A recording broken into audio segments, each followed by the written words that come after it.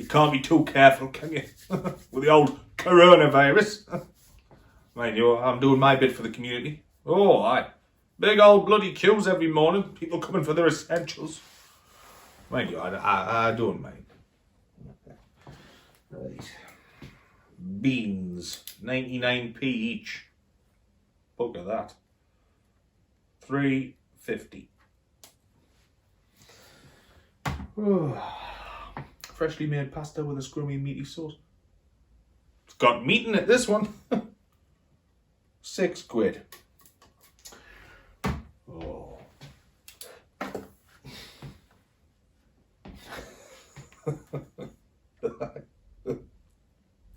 White Star. It reminds me of the time I was stood behind the counter. I was serving Jangly John a bottle of White Star when very intelligent fella, you know, Jangly John. Reckons he was a surgeon back in the day. He's read books and all that. I mean, now he stinks of piss and can barely string a sentence together. But over the years, you know, you get snippets of information like married with kids, nice house, living the dream. He comes home early one day to find the wife filming this fella who's stark bollock naked, a big old stot on, covered from head to toe in pedigree chum, while all three of the family Springer Spaniels lick the bugger daft. Well, apparently they're tapped into a very lucrative, if rather niche, market on the World Wide Web. Well, knocked poor John sideways, it did. Well, that's the rumour. And you know what rumours are like.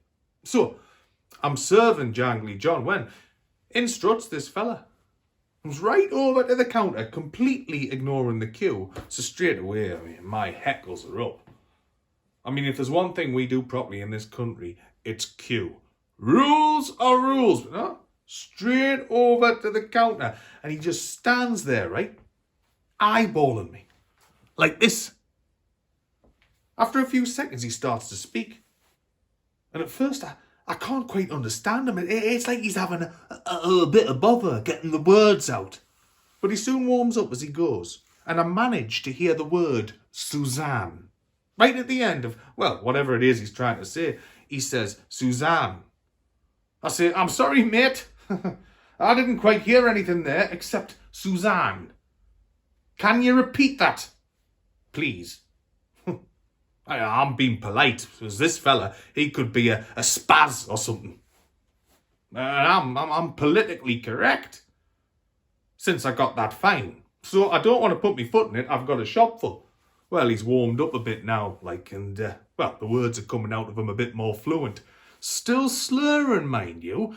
So I'm thinking, here we go. It's one of Jangly John's mates. Just after a bit of cheap cider, and he'll be on his way. But then I noticed, like, that this fella hasn't quite got the same eau de urine as old Jangles. And so, my interest is piqued, you know. What does he want? Oh, as I say, he's warmed up a bit, sounding more fluent. Not too difficult to understand at all now, which is pleasing, isn't it? Because you always feel like a bit of a bastard asking them to repeat themselves. I mean, it's not their fault, is it? You can see them trying to get the words out, and they get so frustrated when people don't understand them, and they top it off, the fucking drench themselves in spit. I mean, it must be hard. So, I am relieved, to say the least, when I understand this chap. That is, of course, until it dawns on me what has been implied.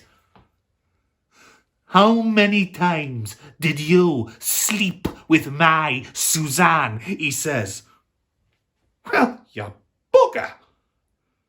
Now, I've only ever known one Suzanne in my life, and that was Suzanne Barker, who was married to Fred Barker, and they lived on High Hope Street.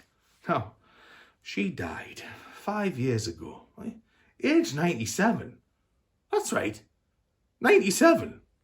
Now, unless this fella is legitimately asking me if I have a proclivity for digging up rapidly decomposed geriatrics and an unnatural propensity to engage in fornication with said dead bint, then there seems to have been a slight misunderstanding.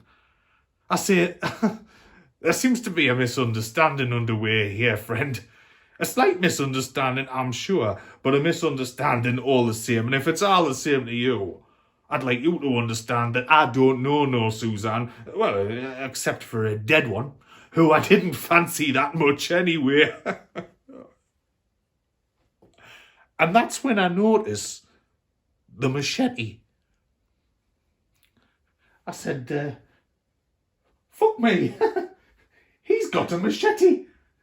And I tell you what, if you're ever in a shop and there's a big old queue and you're thinking, bugger me, I'll be here all day and all I want is a packet of Monster Munch, then I really would suggest you utter those very words. Because Mother of Jehovah, they were off like a bloody shot in a matter of seconds, and I do mean seconds. It was just me and the Phantom Slurrer. I won't lie. I was scared. And a tiny bit of wee came out, just a bit like. But I had dark trousers on, so I didn't make a song or dance about it. I said, listen, mate, I seriously don't know no Suzanne. And I haven't had sex with anyone for over 10 years, so I'm pretty sure I'm not the fella you're after. If you don't believe me, I said, if you don't believe me, you're welcome to go upstairs. Get yourself upstairs and have a look at the pile of socks beside the bed. It's a lot of years since those socks have seen a foot, mate. But I still get a hell of a lot of use out of them, if you know what I mean. I'm not the man you want. Now, he placed the machete on the counter and he sort of sank. His head and shoulders lowering. He looked tired. He raised his head again and his eyes were filled with tears. I'm sorry, he said, the words still not quite forming themselves properly. I should have known. Damn you, Colin. Damn you. Now, I've only ever known two Collins in my life. The first was Colin Walker, who was in the year above me at Hartside Primary. And he lived with his two dads. Before it was fashionable, on Percy Street, which was just round the corner from me. And despite the age difference, we got on pretty well. And he used to let me smell his sister's tights for 50 pence. Now, the second Colin is an altogether troubling individual who, up until very recently, was a long-standing and very loyal customer of mine. That is, until one very strange morning.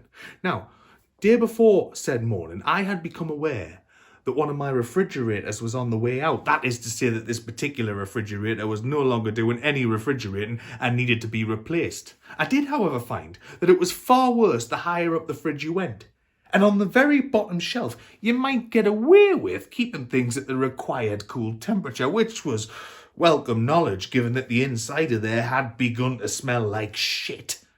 Now, in comes this fella, Colin someone, to collect his sandwich, as he had done every working day for a good few years. Morning, Jason, he says, and I say, morning, Colin, as I did every day, and he makes his way over to the fridge to the left of my counter. I look over to him, and well, he's just stood by the fridge door, looking up at the empty shelf, and then down at the bottom shelf where I've now placed the sandwiches, and he just keeps looking up and down, like he can't quite believe what he's seeing. Slowly, he turns to face me, and he sort of glides towards me. It was otherworldly, ghostly, like his focus on me was so powerful, so direct, that he was suddenly moved by forces unseen and placed in front of me. And there we stood, eye to eye.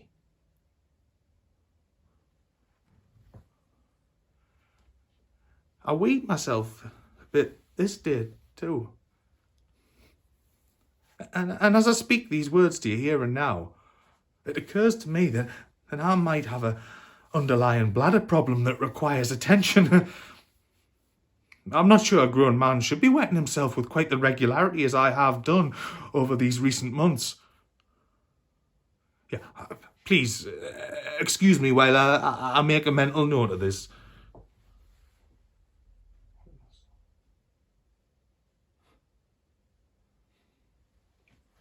Thanks. Ben. He leans into me like menacing-like and he says, "A lesser man would crumble. But I am not a lesser man." And then off he goes. Never saw him again. Fucking nutter. So I explain all this to Mr. Machete in the hope that he wouldn't kill me, which seemed like the rational thing to do.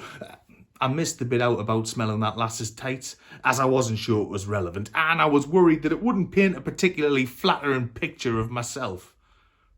He seemed to listen, take it all in. And at the end of the story, he picked up his machete and made to go, but before he did so, he slowly closed his eyes and lowered his head towards me, ever so slightly like this. And he said, "Meow." That's right. Meow. He said meow. And then he left. I never saw him again.